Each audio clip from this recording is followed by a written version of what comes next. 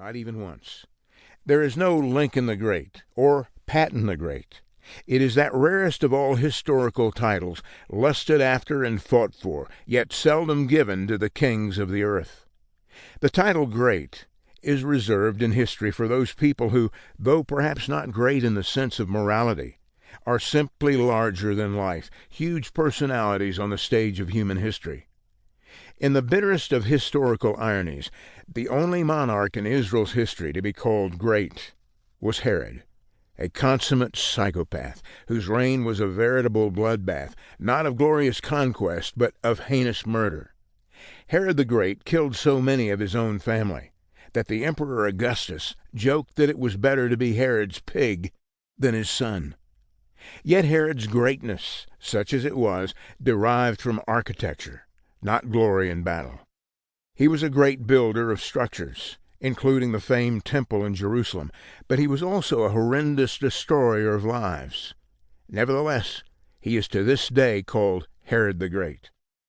The only king of Israel who merited the honor of being called the Great was not the maniacal Herod, to be sure, but a complex and controversial man who predated Herod by 1,000 years, David of Bethlehem. Even those dismissive of the Bible cannot deny that David is among the most famous names in world literature. Were David nothing but a myth, his story would still be the stuff of the greatest of legends. Giant slayer, warrior chieftain, outlaw, mercenary, lover, poet, musician, and sometime prophet, David is great by any measure. Sculpted, painted, debated, denounced, and denied, David is the greatest of all Israel's rulers. Among the kings of his own or any other age, hardly a man like David exists. He is considered the true father of his nation, though Saul was its first king. One cannot fully understand the history of Israel, nor have a true sense of the Bible as a whole story, without David. Still, some might be hesitant to utter the phrase, David the Great, and understandably so. For every Goliath in the story of David, there is a Bathsheba around the corner. For every soul to whom he showed compassion, there were 100 he was personally responsible for slaughtering. He had many wives, yet his palace was also filled with concubines. He had a different woman for every night of the week. During one lengthy period, David was an outlaw who ran what can only be called a protection racket. Later he was a mercenary raider who sold his skills to his people's adversaries. He was dreaded by his enemies not only for killing them in great numbers, but, as they saw it, also for sometimes mutilating and desecrating the bodies of the fallen for a little more than a bizarre bridal dowry. His own father-in-law hated him. At least one of his wives despised and betrayed him. One of his sons led a revolution against him, and would have executed him had not more loyal souls intervened. David caused a devastating plague, and like a mafia don, ordered the execution of his enemies while on his deathbed.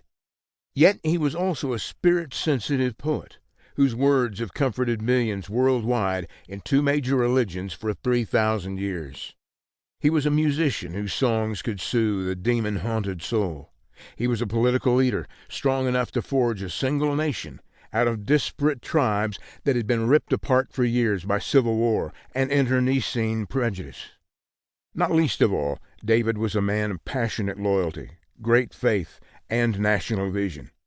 The name of this ancient Jewish king is known where the Bible is not even read or believed. We must remember, though, that David was not a 21st century Christian. If we try to dress him in a suit and tie and apply our standards of morality to his life, it simply won't work. Jesus' teachings on loving your enemies? After David. Paul's writings on marriage, specifically monogamy? After David. Peter's call to not repay evil with evil? You get the point. The story of the real David, the one I want to introduce you to, the one the Bible describes, could only be found in the adult graphic novel section of your comic book store. There would be no bright colors, capes, or pretty girls being rescued. That's not the Bible's David. The real David steals the pretty girls from their husbands. The real David makes a mess of his family. The real David breaks the laws of both God and man. We need to de-comic book